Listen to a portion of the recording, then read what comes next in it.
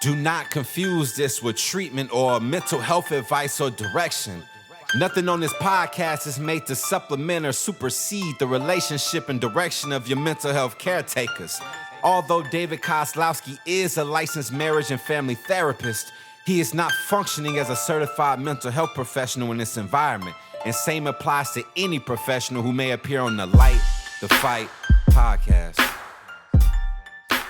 Hey everybody, welcome to another episode of Light the Fight. And this episode, like all episodes, are brought to you by 1-800-CONTACTS. If you need great contacts from great people, go to 1-800-CONTACTS and they will hook you up.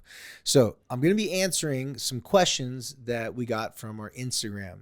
So our last episode, I interviewed a young woman by the name of Lacey. And she shared very candidly about some struggles that she has, some struggles and concerns that she has with younger girls in regards to not dating F boys. And you know what the F stands for. It doesn't stand for friendly, okay? It stands for something else. Now, if you're not familiar with that terminology, go listen to the last episode. We break it down for you pretty good on that episode. So what we did was we put out on IG the question, what exactly do you want as parents to help you or what questions do you have for me that can help you avoid or help your daughters avoid sexually promiscuous boys? Because that's what really F-boys are. But the way they go about doing it is very manipulative. So we put out that question and we got some really great questions. And so I want to answer a few of them today. Probably have to answer some of them in my next episode and post those later. But I got some of those for you right now. So let's go ahead and get to some of these questions. All right. Hold on 1 second. Okay. First one. How to teach girls not to be passive, saying no and meaning it. Well, I talked about this in my last episode. It's difficult for a parent to teach a girl how to say no and mean it. Here's the reason why. It's not because they don't know what the word no means. It's not that they haven't said it before. Like they'll say, no, I don't like that outfit. No, I don't like that hairstyle. No, I don't want to do homework. However, no in this situation is going to be a lot harder because it's something that the parents are telling them. So for example, when you're hanging out with your friends, and I'm talking about this is a teenage girl, if a friend says, hey, you want to hit my vape pen? You want to try this this new mod that I have? It's like purple, grape, strawberry, kiwi flavored. It's going to be really hard for teenagers to be like, no, I do not vape. And my parents told me that it's unhealthy for me. And the type of religion or the type of family I come from, we do not condone doing such things. So no, I'm sorry. That's not usually the description that young teenagers are going to give.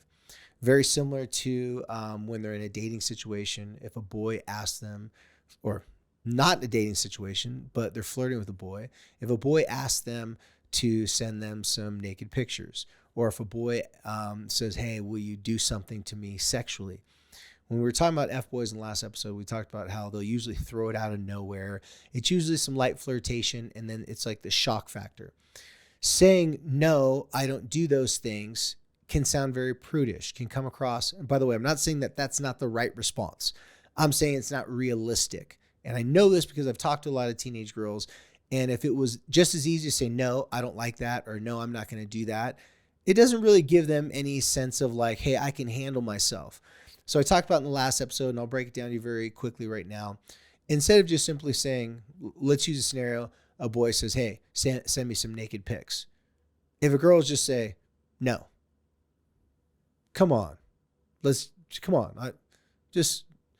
one or a little bit. No, I don't do those types of things. Fine. That could be a good way to handle it. That could be sufficient. But for some reason, girls have a really hard time just saying the word no. They will usually start thinking about why. Why is he asking me this? Is he being serious? Did someone take his phone? Did I put off some sort of vibrant energy that I was willing to do something like that could incriminate myself and get myself in trouble? So most girls will go through their heads and really start to overthink this because they're trying to make sense of this boy's nonsense. Now, there's no way they could do it. They're not a boy. They don't know what it's like to be in the boy's mind. They don't know if his friend grabbed his phone and he's doing that. They don't know if someone told them to do that. They don't know if he really means it or if he's just kind of checking to see how they'll respond to it. So simply saying, no, I don't do those things, that's a little bit harder from my experience. But instead of just saying no, you can say some other things. Go back to last episode because we talked about that. But I'll give you a little bit of short example in this one, how you could handle it simply instead of saying no. You could respond something like this.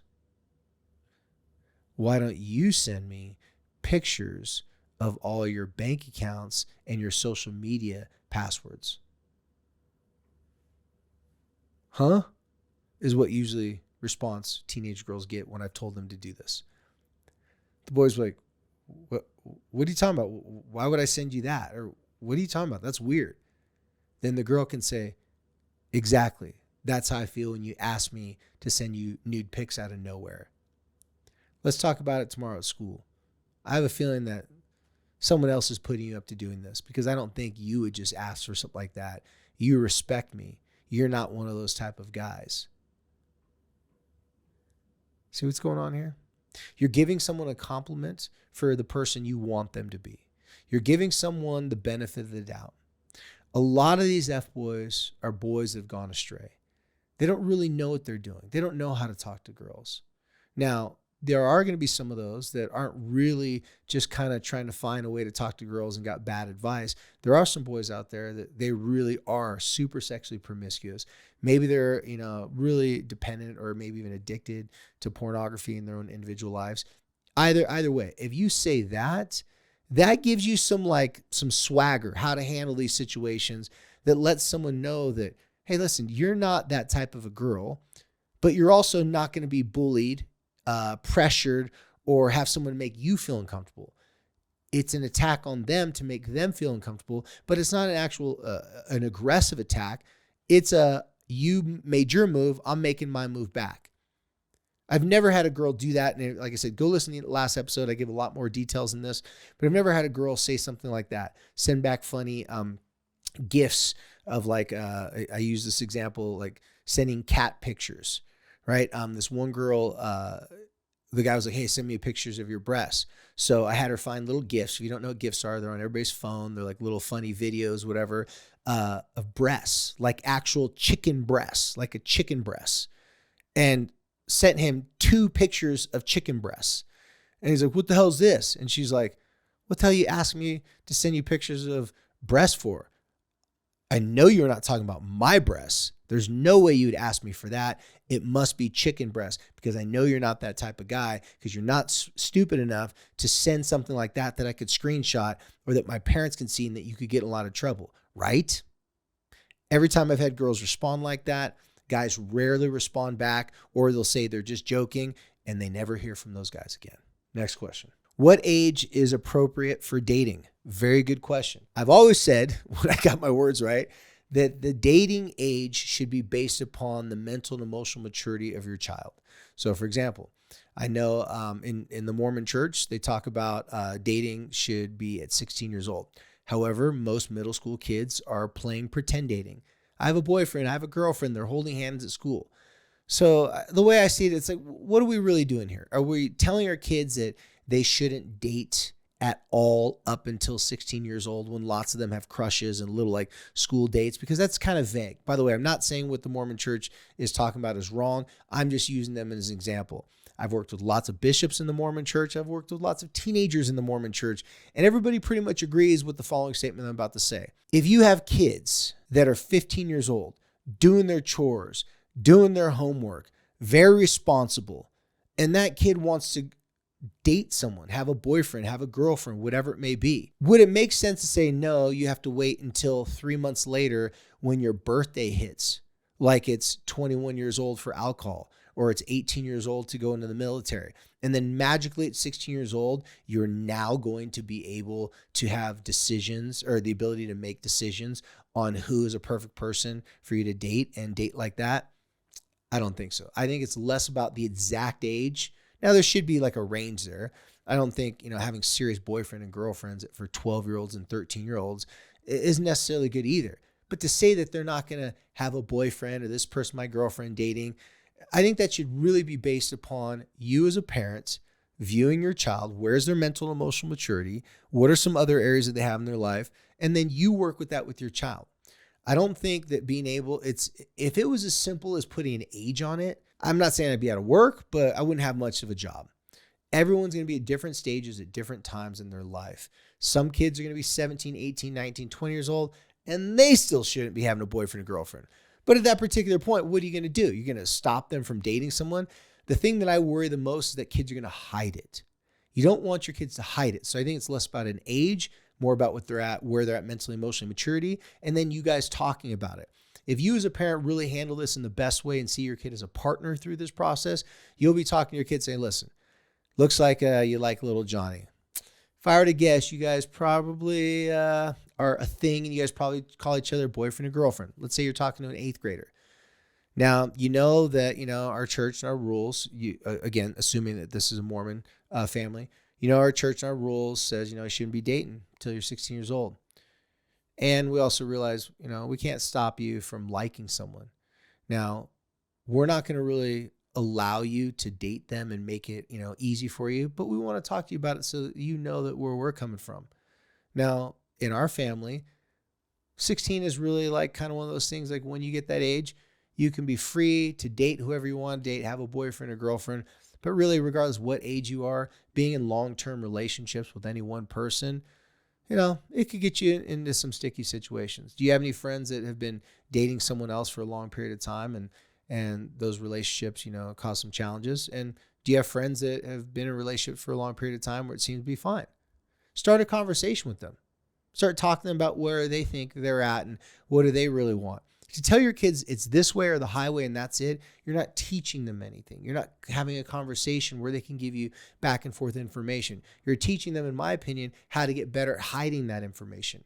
If you have a good partnership, a good relationship with your kids, they will be more open to talk to you. Now, if you still want to use 16, by the way, I'm not saying that you can't use this and this is bad, just to be very clear. But if you still want to use 16 as it like, hey, that's like the day you graduate from high school, the day you get, a driver's license, like one of those pivotal things, and say, until you turn 16, we're not going to stop you from dating this person, but this person can't like come with us out to a dinner and hang out in the sense where we're allowing this to be like a real thing. You guys can keep an at-school relationship. You guys can text. You guys can message each other and stuff like that. But we're not going to allow you, or we're not going to say, hey, listen, this is her boyfriend. This is, if you guys have an anniversary, we're not going to be like, oh, yeah, we're going to help you with some money to buy him a card for your anniversary.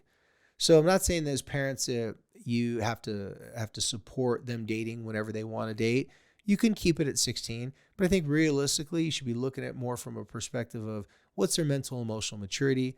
Do they have other areas in their life put together? If they do have other areas in their life put together and they go to homecoming, they go to different types of dances and they like someone, they want to start dating them, then establish specific rules for their age that you think they can handle. But the best thing to do is have a conversation with them about the highs and the lows of dating someone so that they're learning as they're talking with you, as opposed to you just teaching them and telling them what you think is right for them, and create a lot of disconnection, disagreement that doesn't allow them to weigh in on their perspective. You want them, whether you agree with them or not, you want your kids to be able to weigh in on things. People develop their personality by being able to express themselves, right or wrong. If your kids have an opinion, their opinion technically cannot be wrong. It's just their opinion. Now, can they change that opinion later on after experiences? Absolutely. So your opinion on them dating, it's your opinion too. But to force it upon your kids, to make it mandatory where there's strict rules and then they ask you why and you're like, well, because I said so or because our church said so. Those don't really make you look like you're a person speaking from any real knowledge or wisdom. Instead, have conversations with them. Haven't had a family have done this, that have really taken the time to do this, that really had major issues with the dating. Now they may have issues with the person they're dating, but not dating as a whole. Okay, next one. What words to use up front so it is clear that they're not... Okay. What words... let me see this. What words to use up front so it is clear they are not interested in sex? What words to use up front So it's clear that they're not interested in using it. Okay. I'm going to have to guess on this one because I'm not quite sure what this means. And I've said like 4 times, but it says what words to use up front so it is clear they are not interested in sex. This sounds like to me that this might be a little bit of a parent wanting clarification and wanting validation that their child is not interested in sex, but they need to talk to them about the importance of sex because it's part of, human existence, because they wouldn't be here if sex did not exist. I'm guessing that this is a parent that wants to be able to talk about sex without like somehow influencing your kid about it. Unless your kid is raised in a bubble, unless your kid is really, really sheltered, which no disrespect, because some people do have, especially after the pandemic, have their kids pretty much on a tighter leash, so to speak. And they don't really get a lot of outside socialization with peers their age. I'm pretty sure from content on YouTube, shows on Netflix, their friends at school, that they naturally know quite a bit about sex. They may not know how the act actually works. They may not have had it. At least I hope they haven't had it if they're this young where you're thinking about talking to them. But I don't think the right thing to do is to have questions or to try to talk to them about it in a way that doesn't expose it. In fact, when you're saying the words up front so it doesn't clear that they're not interested in sex, if you're trying to get information from your kid that they're not interested in sex, I think that's the wrong conversation. I think the right conversation is to start talking about sex, not to normalize it so it makes it easy for them to do it, but to normalize it so that they're not ashamed about having feelings towards other people. Wanting to have sex with someone is different from having attraction to someone. I can remember, I think most people listening to this can remember a time in their life where like, oh my gosh, that girl's so cute, or that guy's so cute or attractive. Oh my gosh. And like you get the butterflies when you're around them, you're flirting with them, you're talking to them. And in that whole entire thought process, it never even dawned on me to go, oh, I want to put my body part inside of their body part. That's where it's just still kind of innocent. And I think a lot of parents, we expect that that's going to happen. But the fear of the episode that I gave about how to avoid F-boys is very simple. Just because your child does not want to have sex or isn't thinking about that doesn't mean that someone else's kid hasn't been abusing pornography. Maybe they're sexually molested when they're younger, which triggers hypersexuality. If you didn't know that, sometimes, not all the time, sometimes when kids are sexually molested when they're younger, it can create a hypersexuality for them at a much younger age than their normal development would normally. Maybe normally when they're 16, 17 years old, they start thinking about sex. But those are things because they experienced some type of sensation in their privates when they're younger. Obviously, it was a bad experience, but it can be very confusing because those experiences can awaken something physiologically inside the body that can make them feel good, make them curious, so on and so forth. Also, too, if someone watches pornography at a young age, that's going to spark that curiosity. It's going to trigger those dopamine responses in the brain of like, oh, wow, if I look at a girl or if I can get a girl to show me those types of parts of her body, then somehow that can give me that same type of high.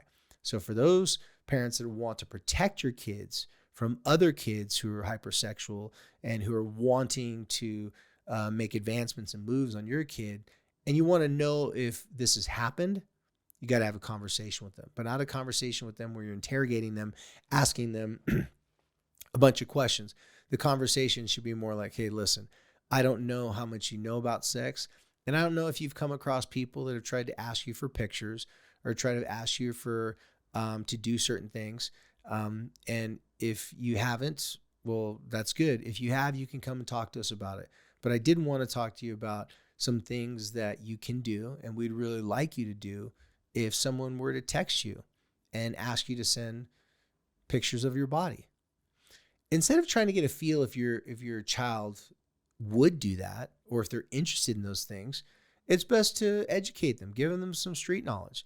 Now, granted, you want to use age-appropriate language, but for those parents out there who are really scared of saying words like, anything like masturbation or sending nude pictures, if your kid's 8, 9 years old, I get it if you don't want to use those words.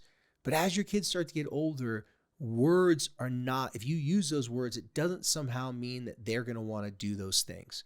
That's a huge mistake that a lot of parents make, that they use more vague words and they beat around the bush. And the kid's like, what are we talking about? The parents just kind of circling. Now, the other extreme, some parents just say the most boldest, blandest things because they don't like feeling uncomfortable in the sexual conversation. So they just go, well, you know, what I'm trying to ask you is like, did someone ask you to send them pictures of their boobs or what? Of your boobs or what? I've had dads like blur out things, and the mom and the daughter's like, Dad, come on, like a little much. So you want to have some tact. You want to be appropriate, but you got to be direct too, enough so that it's not confusing to your kid. That's how I'd suggest. Start off with conversations. Talk to them using real words. Don't use fake words and cheesy, fluffy words because you're scared that somehow if you say the word sexual pictures that somehow they're going to be curious and want to go send them. No, you're educating them that these are things that are happening on the internet. Kids are getting cell phones a lot sooner than they're wanting to have sex. So if your 12-year-old has a cell phone, not interested in sex at all, but a 12-year-old F-boy says, hey, send me some nude pictures, or hey, can you do these types of things to me? And your daughter doesn't really know what's going on. You want to have those conversations with your daughter so she does know what that boy's referring to, because she may actually say yes to something. She doesn't really know what's going on. Now, that has happened plenty of times before.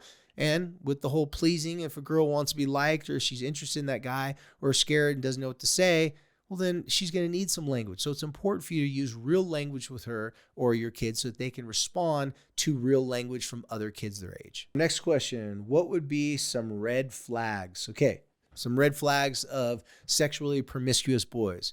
One, we've already talked about a lot, if they ask for nude pictures. Two, if they say a lot of sexual things like, oh, I love your butt. Oh, man, you've got nice this and that. Or if they make fun of your body part sexually. So what some F-boys will do, they'll do the opposite, like, oh, look at you. Like, it's not the same as bullying. It's like they're flirting with the girl and they'll say things like, dang, you're really beautiful and you'd be great if you only had bigger boobs. Or, you'd be perfect if your butt was nicer. Or, if you just change this one thing about you, like, then you'd be really hot. Those are just so shocking. When boys say those things to girls, it's like, wait, what? Like, it could be something that they're insecure about already. But what happens is this reverse psychology. Now she's like, wait, instead of being offended, she's like, wait, someone doesn't like this part about me. I don't like that part about me either. And then the girl goes, well, what do you mean I have small boobs? Well, yeah, look at your boobs. You'd be perfect if you had big boobs. And a girl could say like, well, I know I don't have big boobs, but like they're actually really good shaped. And then a boy would be like, oh yeah, send me a pic. See the bait and switch? If your butt wasn't so big, you'd be a lot more attractive. Well, my butt's not that big. I think I have a really nice butt.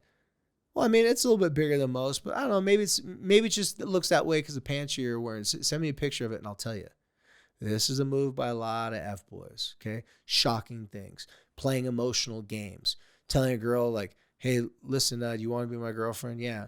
Okay, well, are we going to make out today? Can I do this? Can I do that with you? Because if we're going to be boyfriend and girlfriend, or if a girl wants to be his girlfriend, and the boy knows she likes him, he can say things like, okay, well, you can be my girlfriend, but, to be my girlfriend, like, we're not just be holding hands, whatever, like, boyfriend and girlfriend means we're going to do other things. Like, we're going to make out, we're going to do this, we're going to do that.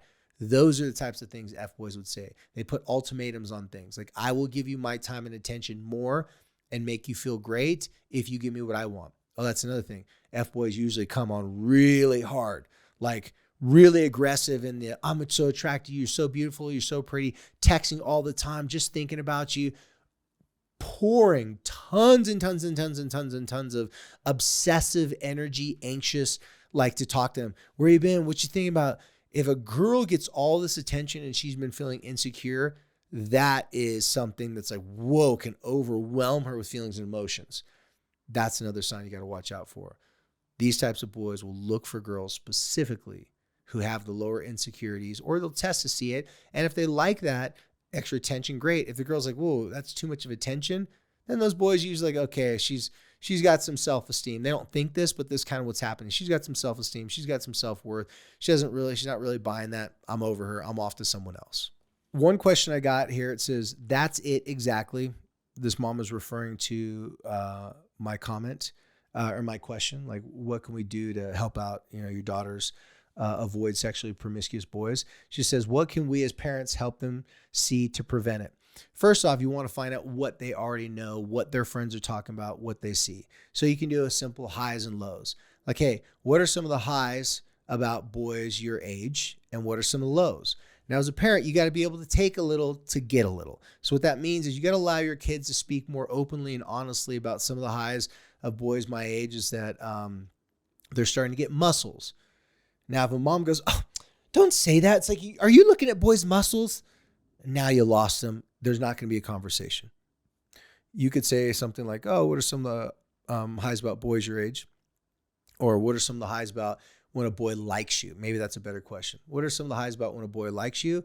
And what are some of the highs about when you like a boy? What are some of the lows about when a boy likes you? What are some of the lows about when you like a boy? In that simple discussion right there, you will get lots of feedback. If you do this with multiple daughters, if you have multiple daughters, maybe it's your daughter and her friend, what you're doing is you're showing curiosity, but you're allowing them this opportunity to talk openly, and you become a fly on the wall. You have to be comfortable with things that they say. If you try to parent or correct every single thing that they talk about and ask them questions, why do they think that? Why? Well, I didn't know you liked it, when boys send you notes or this and that. In that, you'll get a better understanding where they are at with their sexuality, meaning like, what are they thinking about? And when I say sexuality, I don't mean if they want to have sex or not. I mean their sexual development. What is attractive to them? You do not have to want to have sex with someone just because you're attracted to them, because you think they're cute. And for the young kids and teenagers that do actually find someone attractive, there's usually a process of courtship, meaning they're dating or they're flirting for a while before it just goes into sex. Teenagers, unlike adults on dating apps, very rarely are looking to just have sexual intimacy with random strangers. They usually have to find something attractive about them, find that person is attracted to them, observe that person at school for a long time, get a crush on that person, and then it slowly leads to those other things. So in this instance, I want you to talk to your kids, have conversations with them, see where they're at in their thoughts and feelings, and they'll expose that in conversation. And then once they're there and they highlight some of the negative things about certain boys, those negatives will be things about F-boys. You can even bring it up and say, hey, do you know what F-boys are? And if they're a teenager, they'll probably say, yeah. And then go, yeah, man, I didn't really know much about it. And then pull up the definition on Urban Dictionary or on some sort of definition online and read it and say, man, like, I'm guessing that there's some boys like this at your school. Do you know any boys like this? And I'm not asking that for you to like narc these boys out, but I'm just wondering, like, man, like, if there are boys like this, like, would you know how to spot them? But you're kind of saying it like a question, like to the universe, not specifically to them. And then you can start Googling it with them to figure out what are some tips and some things you could do, maybe even play part of this podcast to help them be more aware of what are some things that they should be looking for and watch out for. And it's more of a conversation. If you're trying to tell your kids, avoid these boys, don't talk to these boys are bad, you may trigger some curiosity in them.